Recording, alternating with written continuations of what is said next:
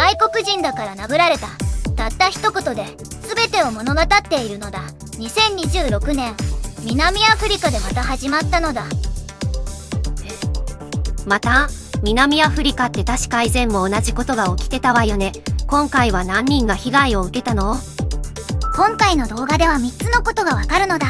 なぜ繰り返されるのか、何が2026年の暴力を特別にしているのか、そして日本が学ぶべき教訓とは何かなのだ。まず現状を把握するのだ。2026年4月末から5月にかけて南アフリカ各地で外国人を標的にした暴力が急増しているのだ。ヨハネスブルク、ダーバン、ケープタウン近郊のタウンシップでジンバブエ人、モザンビーク人、ソマリア人が運営する商店が焼かれ、住居が破壊され、少なくとも数百人が逃げ出しているのだ。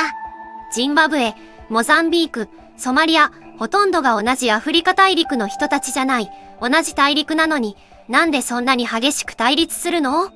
これこそが問題の核心なのだ。南アフリカは1994年にアパルトヘイト、人種隔離政策が終わり、虹の国と呼ばれる民主主義国家になったのだ。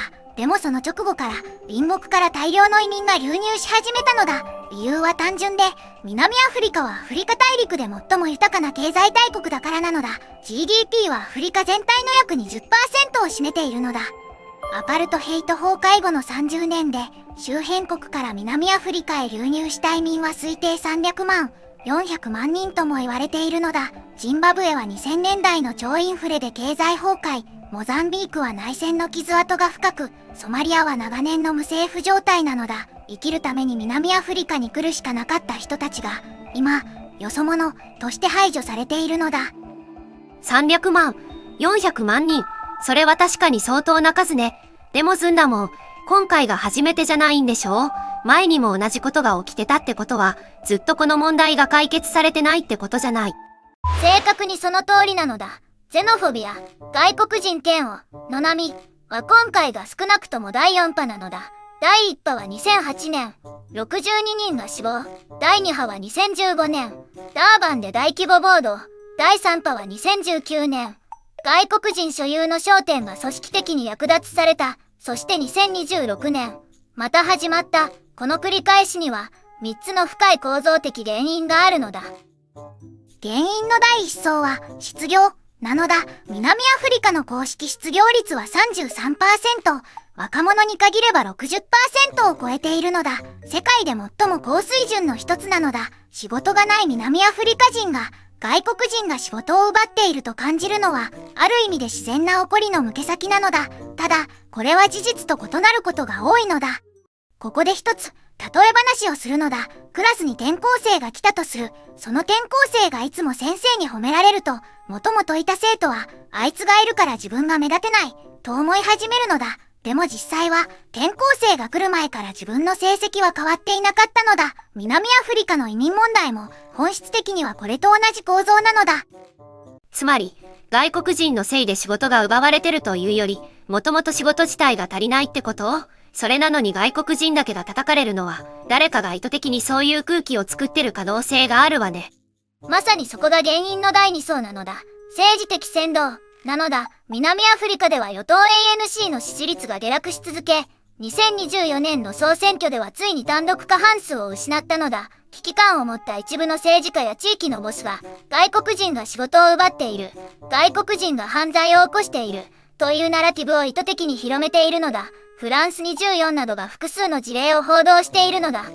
第3層は、不平等の固定化なのだ。アパルトヘイトが終わって30年経っても、南アフリカは世界で最も格差が大きい国の一つなのだ。ジニ係数という格差を示す指標で 0.63 という驚異的な数字なのだ。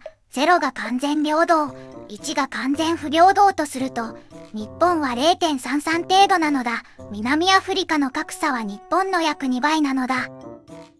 ジニ係数 0.63、格差が日本の2倍。そりゃ誰かに怒りをぶつけたくなるわよ。でも、外国人を攻撃すれば格差が縮まるわけじゃないのに、本当の怒りの矛先を政治家が巧みにすり替えてるってことじゃない。では2026年の第4の波は、なぜ特別に深刻なのか。フランス24の報道によると、今回は組織性が高いのだ。以前は自然発生的な暴動が多かったのに、今回は SNS で攻撃対象の外国人商店リストが出回り、組織的に略奪が行われているのだ。WhatsApp グループで、今夜、00地区の外国人を追い出せ、というメッセージが拡散されている事例も確認されているのだ。WhatsApp で攻撃リストが出回ってるの？それはもう自然発生じゃなくて、計画的な暴力よ。誰かが組織しているとしたら、それって普通の暴動とは全然違う話じゃない？その通りなのだ。しかも被害者の証言が生々しいのだ。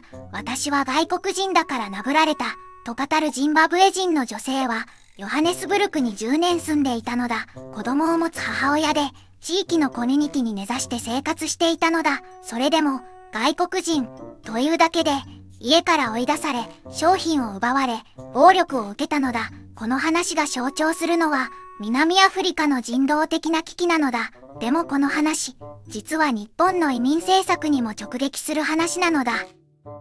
ここまでをまとめるのだ。南アフリカで外国人排斥、第4の波が起きている。失業率 33%、ジニ係数 0.63 という極端な格差、政治的扇動、そして SNS で組織化された暴力。この3層構造が今回の暴力を特別に危険にしているのだ。ここからは、なぜこれが日本人にとっても対岸の火事ではないのかを話すのだ。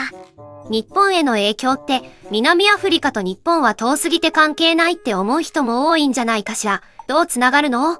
日本は今、外国人労働者の受け入れを急速に拡大しているのだ。2023年に育成就労制度が創設され、2025年現在で外国人労働者は230万人を超えたのだ。コンビニ、農業、建設、介護、日本の産業は今や外国人なしでは回らない部分が増えているのだ。これ自体は必要なことなのだが、南アフリカの教訓は、受け入れるだけで統合に失敗すると何が起きるかを示しているのだ。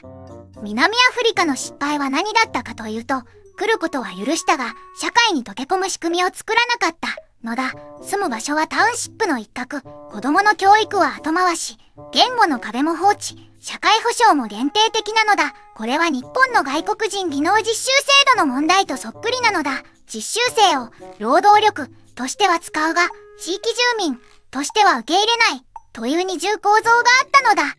ちょっと待って、私はむしろ逆の心配があるわ。南アフリカは外国人に厳しすぎる社会になってしまったけど、日本は受け入れ続ければ問題は起きないという楽観論に流れてないかしら。どちらが先に問題を起こすかという話ではなくて、仕組みを作らないまま人数だけ増やしてる点では、日本も同じ危うさがあると思うのよ。鋭い点なのだ。日本政府は、共生社会という言葉を使い始めているのだが、予算規模は小さいのだ。2024年度の多文化共生関連予算は約200億円。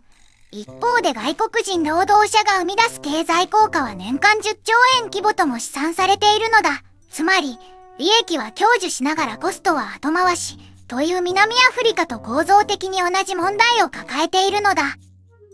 冒頭で、外国人だから殴られた、という言葉を紹介したのだ。この一言は、単なる暴力の告発ではないのだ。あなたはここに属さない、という社会からのメッセージなのだ。そして怖いのは、このメッセージは経済的なストレスと政治的扇動が組み合わさると、どんな社会でも生まれ得るということなのだ。日本でも外国人労働者が230万人を超えた今、この問いは他人事ではないのだ。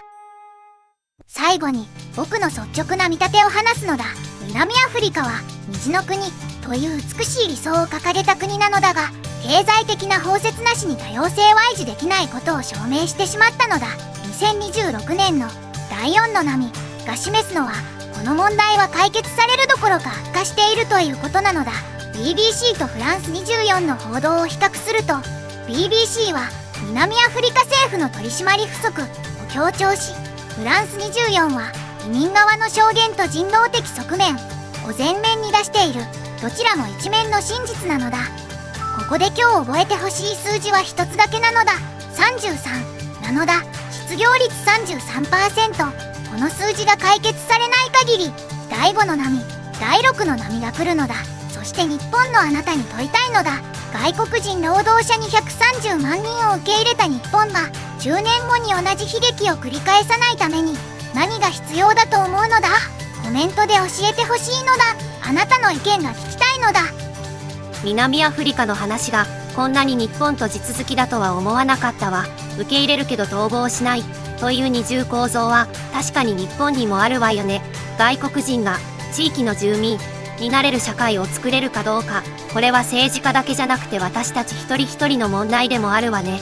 明日は中東情勢の最新動向を解説するのだ。チャンネル登録と高評価で応援してくれると嬉しいのだ。また明日なのだ。